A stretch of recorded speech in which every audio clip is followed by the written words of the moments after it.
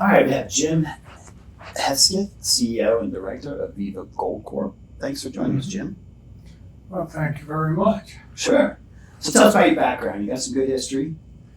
Yeah, I've been in the mining industry pretty well all my life. I grew up in the business. My father was an exploration geologist, and by training, I'm a mining engineer and mineral economist. And during that time, I've worked for both majors as well as junior companies, and I've been in mining finance as well. So I've got a pretty varied background, both domestic and international. Wow. Excellent. So how does that complement, talk about your team and how that complements you and maybe some of what their extra strengths are in terms of, hey, do they have extra skin in the game with your company?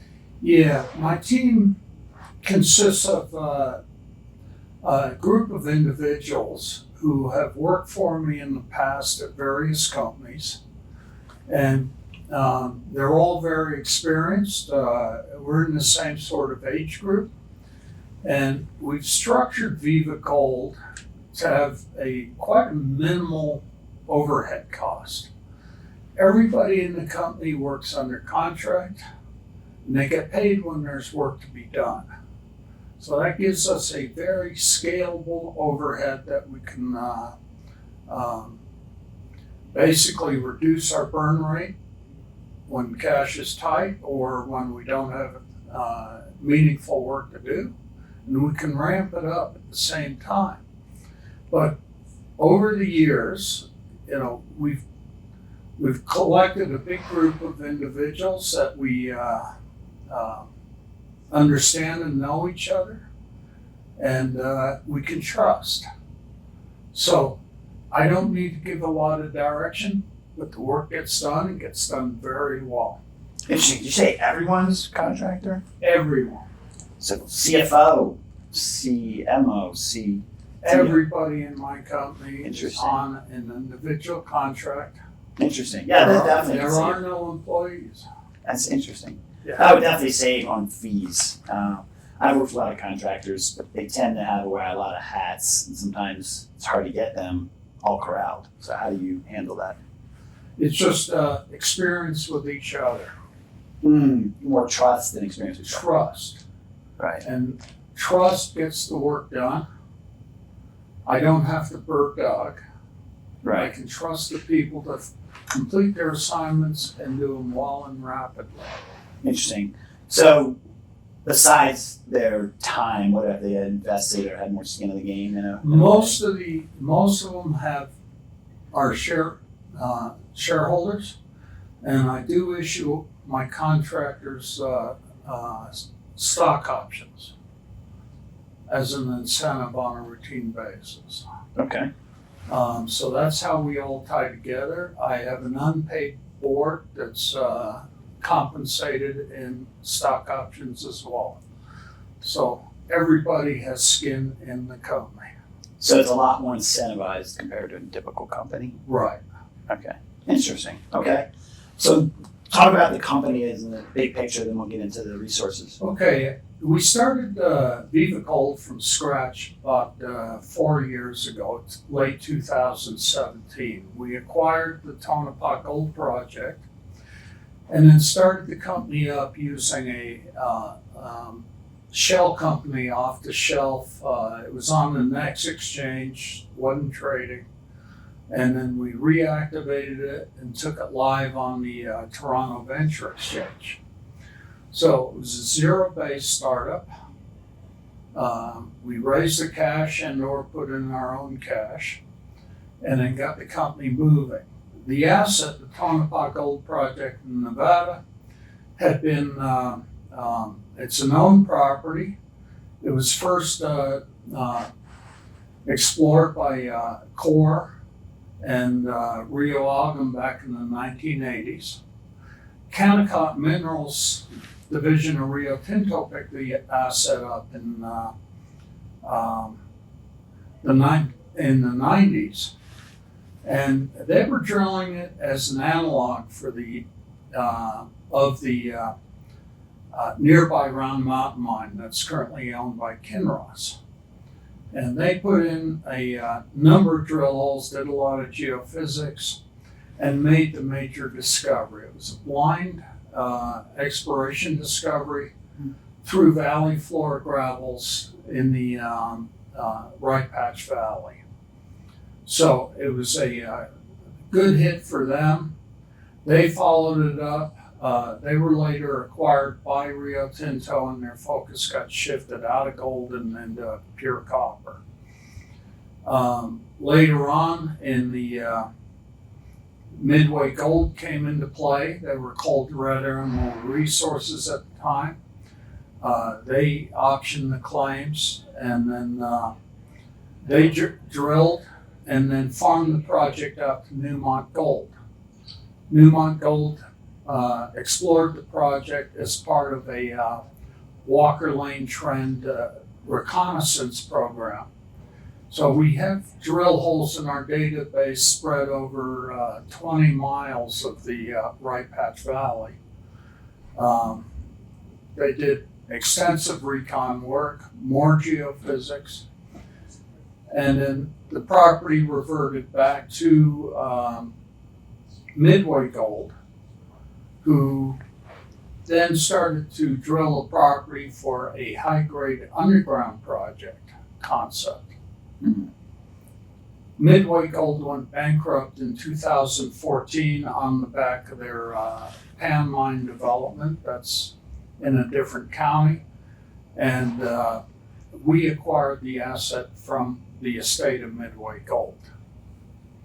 So that's kind of the history of our project. Since then, we've been doing drilling on the project. We've done extensive metallurgical test work and environmental baseline work. And that's all been part of developing a open pit heap leach mining concept. So we're currently, next month, we'll probably be publishing our second PEA on the project with an updated resource. And that PEA will describe a open pit heap leach with a pulp agglomeration circuit. What we found in analyzing the project, the high grade that Midway was looking at for an underground, well, it actually comes to within 10 meters of surface. And that high grade mineralization is surrounded by low grade mineralization. This project has two different grade populations, one high grade, one low grade. And it's a combination of veins, breccias, as well as lower grade dissemination all the way around it. So we're looking at a combination of a partial mill, I say partial, with a heap leach. I'll explain this. Pulp agglomeration is a metallurgical process that has been used at a number of sites in the western US and Mexico on projects where you have both high grade and low grade gold mineralization available. But the high grade, if you do an extra step, and this would be grind and fat leach, you can significantly improve the gold recovery on your highest grade material. Now on our project, 20% of the tons carries 50% of the ounces. And so what we're doing on conventional heap leach, we would receive about a 70% average gold recovery. If we take and segregate 20% of the tons, that's a high grade, we do an extra grinding step on that high grade, a 12-hour vat leach with dewatering the tails. We get about 70% gold recovery in the vat. And then we can recombine that with the low grade material, agglomerate it with cement, and then put that all on the heap leach. The benefits is there's no tailings dam. No tailings what? No tailings. Oh, nice. All of the product winds up on the heap leach, and that's a contained facility. We get 20% higher gold recovery on our high-grade material. That's 50% of our ounces. And, if there is any free gold in the system, it gets captured over time in the heap leach. So it's an elegant solution to higher gold recovery where you have high-grade gold ore surrounded by a lot of low-grade disseminated material. Interesting. So would you say a lot of your peers are not doing that, or can't do that because they're not? They typically don't. They don't do enough metallurgy to really define the different ore types or potential ore types, since Right. we're not in production. Yeah. I shouldn't be saying the word ore. But the bottom line is that we've done significant engineering on this concept, and that's where we're seeing the value add. 20% higher gold recovery on half of our gold production. It's pretty good. Is that a process that is proprietary that can be resold? Or no, it's not. That's simple off the shelf. Okay. It's Pan American's doing it at the Dolores mine in Mexico. It was done at the Castle Mountain mine in California. It was done at Ruby Hill in Nevada. I mean, those are just a few example properties, but anywhere where you have this dual population of gold mineralization, both low grade and high grade, and it's in a form where you can segregate the two in mining. Right. That's nice. And it's kind of an elegant solution Mm-hmm. and really juices up the revenue. So what we're looking at is a project that will have this partial mill, a grinding circuit, and vat leach, and then 3-stage crushing for everything, and then a heap leach. But we're looking at a project that has the potential of producing about 75,000 ounces a year for about 9 years. And that's what we've been scoping out with the study we'll publish next month. But to put it in context, in today's gold price environment, that's a project that's $150 million a year revenue business. And if you assume about 1/3 of that is going to be profit from production, it's a $50 million a year profit line for a business. That is a very nice business to build. Yeah, especially with low overhead. Yeah. And so that's the concept that we're pursuing, and that's our goal. Okay. Excellent. So what is the percentage that's exploration versus more development of your project?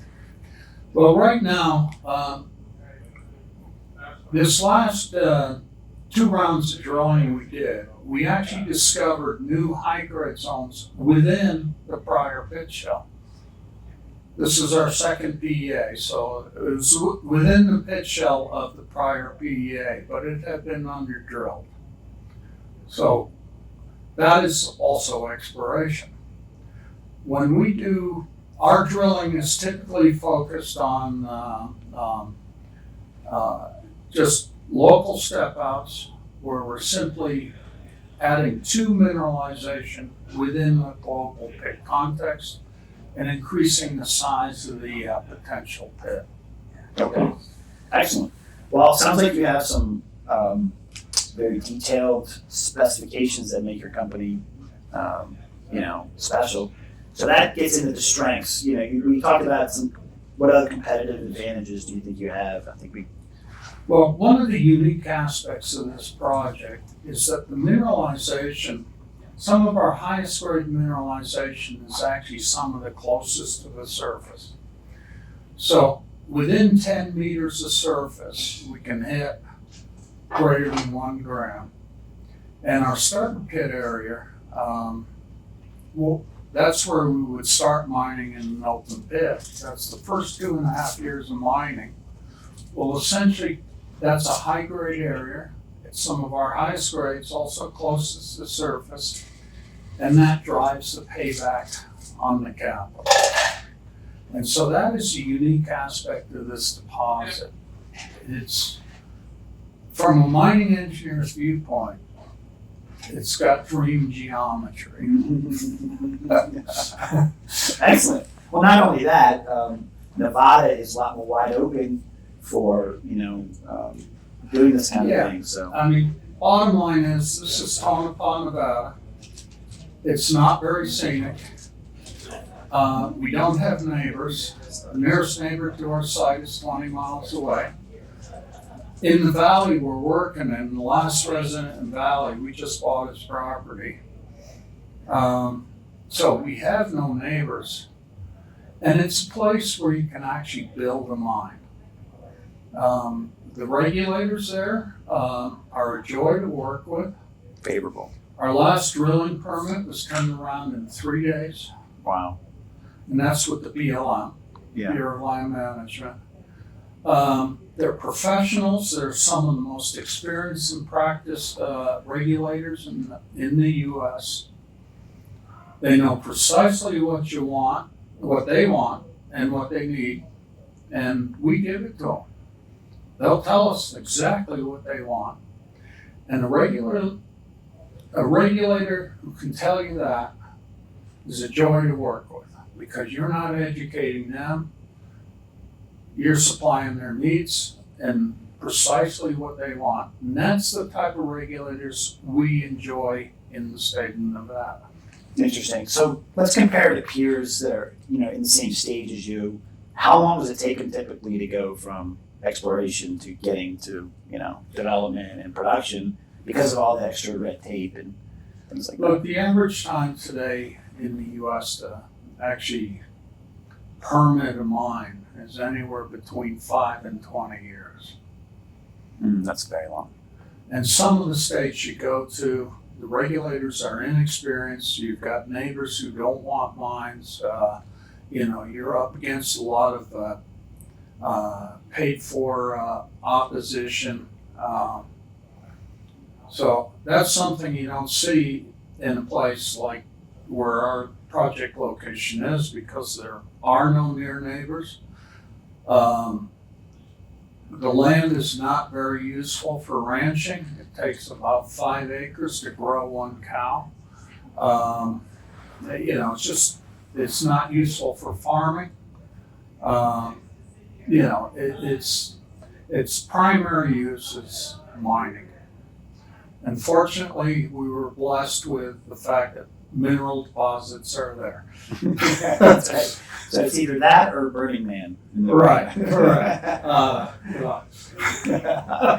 Well, you've got a lot of strengths of the company. That's great. We'd like to kind of dive into any potential weaknesses, challenges, and how are you addressing them? I mean, look, our biggest weakness is the same that every junior mining company has. It's raising capital. Fortunately, our location helps us to do that. And we also have, the way we're structured in Viva, our shareholding, 60% of our shareholding is owned by 4 institutions. And so they want to maintain their equity position. So they contribute on financing as I bring in other investors. So like a matching program. Yeah, so there's a matching program. And that gives us a strength that most companies don't have in this weak mining market that we have right now. Interesting. So let's get into the shareholder mix. Sounds like you got a lot of foreign investors. What's the remaining amount? Well, the 4 institutions I have, 2 are US based, one's UK based, and one's Canadian. So, they're all long-term mining investors, and they invest for the long term. They have their own technical due diligence teams. So, that's key. You want to find the knowledgeable senior investor. Number one, they do due diligence on me and on all of our technical models. They provide a lot of solid input.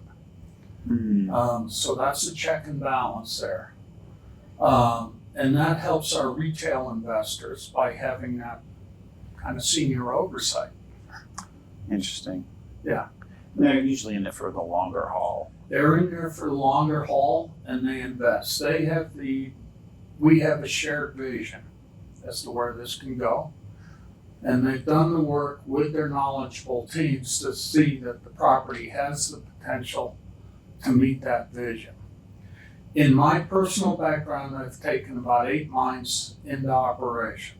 My last junior company, we took from an exploration company to 2 operating mines. 8 total, that's a lot. 8 total in my career. And that was everything from industrial minerals to copper to gold. So I've done it, I've been there, and the steps are driven by really robust engineering as well as geologic analysis. It's not good enough that you simply drill a drill hole. You also have to get maximum information out of the hole, do the proper assay suites, do the proper analysis on the results. And many times that is not done. The assay suites taken are insufficient and are not geared towards taking a property to production. They're geared to building a resource. It's 2 different things. Mm-hmm. And that's what myself and my team bring to the table, is that type of experience. Yeah, I mean, you have so much experience, you kind of wear multiple hats, so that really helps. They don't have to hire someone else. Yeah, you cheap bottle washer and cook. It's like yeah. you do a little bit of everything, but that's also what makes it fun. Yeah, true. Yeah. You don't want to do one thing all the time, right? Yeah. So what are your future funding sources and when do you foresee needing them? Yeah, we're completing up a resource estimate in PEA right now. The PEA is going to be of a much higher quality than usual. It's pretty close to a pre-feas, but we're not calling it that. And really our goal is to, when that's published, probably by the end of October, our goal is to then raise capital to go straight into feasibility study. That'll allow us to go in, move beyond just feasibility. We'll create from that a plan of operations and initiate a permitting process, development permitting. And the real name of the game is de-risking. We're moving risk away from the project, move it towards a state where either somebody wants to acquire it because it's been de-risked or build it. But we're doing the work required as though we would build it ourselves. Mm-hmm. That's the real key. Going the extra mile. Dot the I's and cross the T's, go the extra mile, as you say. What's your definition of de-risking? For instance, we just finished geochemical characterization of both the mineralized material and the potential waste material. The geochemical characterization test, we loaded up 10 of these, what they call humidity cells.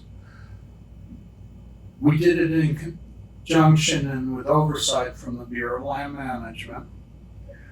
The first tests were decommissioned after 52 weeks. The last test we could decommission was 86 weeks of time. Wow. A lot of companies get to the point, we're going to start permitting, and they haven't done that. They just put themselves 2 years behind on the timeline. Mm-hmm. The BLM will not pick up a permit application until they're convinced you've met the requirements on baseline studies. They have a checklist with 36 different items for baseline study. 2 years ago, we had a meeting with BLM for a baseline needs assessment. What baselines do we need to complete? They had 18 specialists in the meeting. 18 people? Yeah. Wow. And so we paid for it. And they signed off. We checked off about half the items on the list as either complete or not required. And then since then, we've completed all of our wildlife studies. That's been submitted. We've completed the geochemical studies. We've upgraded Newmont's 2003 archaeologic and cultural resource studies. We've upgraded 50% of that so far. We've been doing baseline water studies, and for 3 years now, we've been doing, we're probably in about 2 weeks, I'll have my first round of hydrologic modeling studies complete. So the bottom line is, it's drilling, it's engineering, it's environmental preparation. Wow, so 18 is a lot. What would a typical, company, do? You're saying they put themselves back because they don't go through all those studies. Right. Then they're told, well, you need to complete this before we can start. That's why a lot of companies complain about a 3 or 4 or 5 year permitting process, because they approach the process without first doing their homework. Right. They're doing one at a time. You're doing 18 at a time. Right. Yeah. So what we've been doing is removing that risk, removing that timeline, coincidentally with our drilling, adding to the resource, our metallurgical study, mine design work, layout work, etc. More costs up front, but shorter timeline. Correct. Faster payback. Right. Got it. Interesting. Wow. Well, it sounds like you got a lot of advantage to your company. Your experience is broad and deep, and you have some great processes in place. So what would you like to discuss or last talk about that would be good for investors and potential researchers? Well, the bottom line is that we've got a project that is ready to move into feasibility study. It's advanced. We've significantly de-risked it. And what we've created here is reality. This is not an arm wave. And so an investment in us is an investment in reality and real ounces that do have the potential for becoming a gold bar. That's key. Well, excellent, Jim. I've enjoyed interviewing you. Any last words? No, that's about it.